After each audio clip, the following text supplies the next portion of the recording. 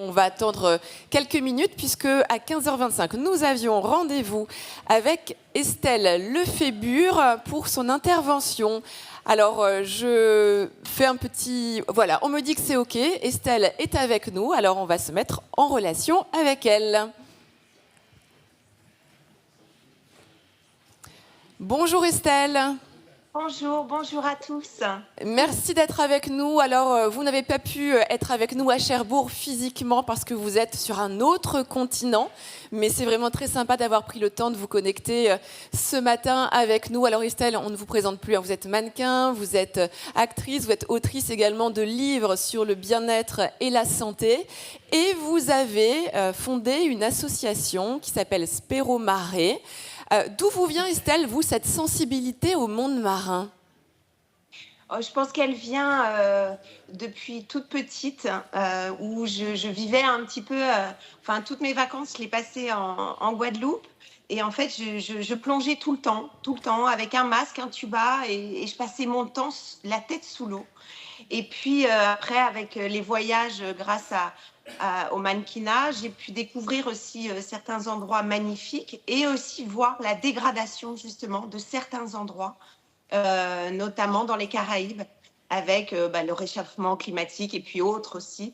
Donc du coup, je me suis dit, il y a quand même quelque chose à faire. Peut-être avec ma notoriété, je peux peut-être apporter ça. Et surtout cette communication qu'on peut avoir entre le milieu scientifique et peut-être le public aussi. Alors, votre association Spéro Mare, elle œuvre justement en faveur du patrimoine marin. Quelles sont ces grandes actions ? Qu'est-ce que vous faites, Estelle ?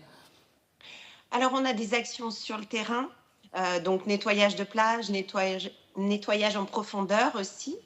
Bien sûr, on a une très grande partie de sensibilisation dans les écoles.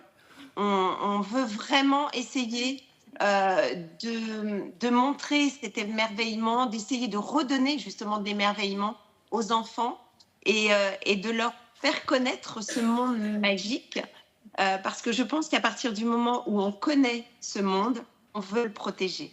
Donc pour les générations futures, je crois que c'est important de leur montrer et toute cette biodiversité marine.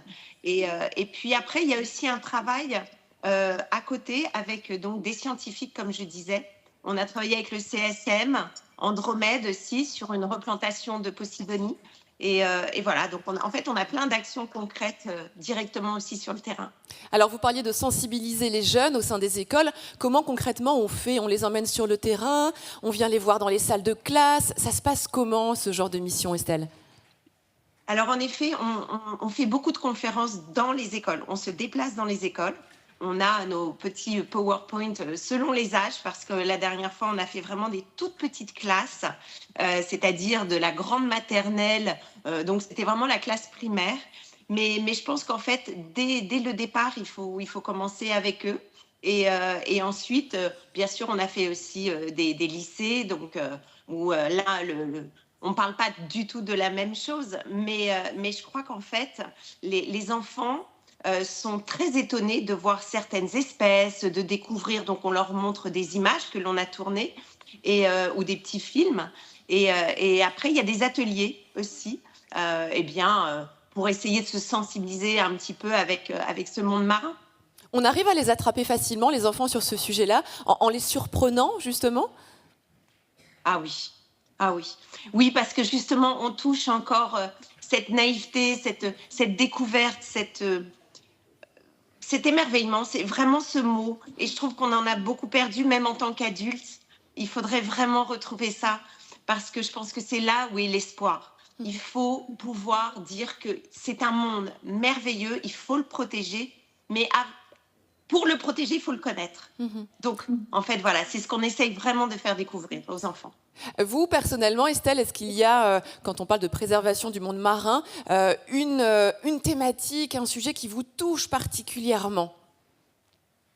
Alors oui, en plus, il y a cette partie aussi recherche médicale qui est très importante, notamment au centre du CSM, donc c'est le Centre scientifique de Monaco. Et en fait, il travaille sur les cancers pédiatriques avec l'anémone. et je trouve que voilà, on a plein de ressources dans l'océan et notamment dans la recherche médicale. Et je pense qu'on a tout là. Je crois que ce qui est important, c'est de reconnecter l'être humain avec le sauvage. Tant qu'on sera déconnecté, on n'y arrivera pas. Et continuer de préserver donc ces environnements naturels pour tous les services rendus que l'on peut avoir grâce à eux. Vous le disiez, Estelle, vous voyagez beaucoup pour votre métier. Est-ce qu'il y a des initiatives dans d'autres pays qui vous ont interpellé, que vous aimeriez bien faire venir en France ? Alors déjà, je voyage un petit peu moins parce que je prends conscience que ce n'est pas bon de voyager bravo. autant. Déjà. Mais dans d'autres pays, alors malheureusement, certains pays, c'est difficile. C'est difficile. Je crois qu'il y a des pays, je vais pas citer, mais c'est vrai qu'il y a des continents qui sont... J'ai un petit peu du mal à voir certaines choses et j'aimerais tellement... bousculer un petit peu les gens et leur dire mais faites très attention parce que nous on essaye vraiment à notre manière, à notre échelle aussi, mais en fait il y a quand même beaucoup de choses à faire.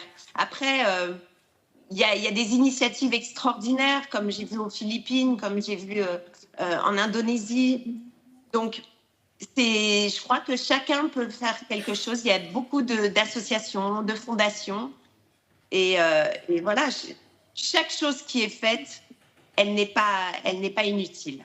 Alors, votre association Spero Mare, Estelle, elle travaille aussi en partenariat avec d'autres associations. Et puis également, vous avez cité Monaco, vous travaillez également avec l'Institut océanographique de Monaco. Qu'est-ce que vous avez pu faire avec eux concrètement aussi ? Alors maintenant, je suis en effet ambassadrice jeunesse au sein de l'Institut océanographique de Monaco. Ça fait 3 ans que je suis marraine du concours Océano pour tous, qui est un concours extraordinaire parce que ça donne ça permet aux enfants, aux élèves d'une classe, souvent ce sont des classes Ulysse, REP, Ulysse+, et en fait, il y a la possibilité d'avoir un projet. Ils sont accompagnés tout au long de l'année avec les scientifiques de l'Institut pour mettre en œuvre leur projet autour, bien sûr, de l'océan. Et on avait au départ 23 classes la première année, on a eu 44 classes la deuxième, en fait on s'étend de plus en plus. Bien sûr, on a aussi inclus les Seychelles, la Guyane, Mayotte cette année.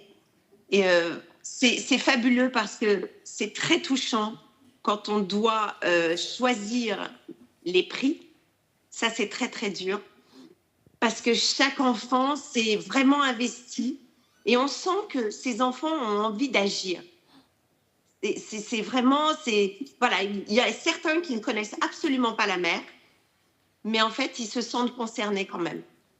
Donc un message d'espoir aussi de cette nouvelle génération qui va pouvoir venir faire changer les choses, ou en tout cas vraiment mettre sa pierre à l'édifice pour préserver notre monde maritime. Oui, mais j'espère vraiment.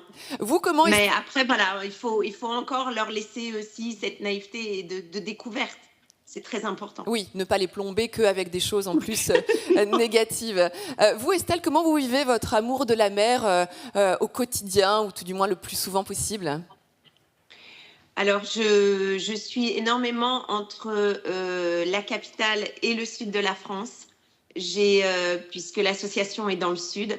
Et bien sûr, je plonge beaucoup pour essayer de voir, de toujours aussi m'émerveiller, même à mon âge. Je pense qu'on peut toujours découvrir une espèce. J'ai envie d'apprendre.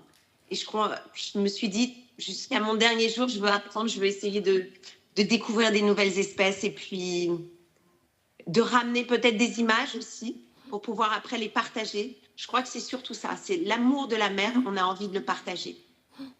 Estelle, merci beaucoup d'avoir été avec nous. Merci de mettre. Je suis vraiment désolée de ne pas être là. Mais vous êtes là quand même. Vous êtes là quand même. Vous êtes connectés. Il est très tôt chez vous. Merci de mettre votre notoriété justement en faveur de la préservation du patrimoine marin. Merci beaucoup.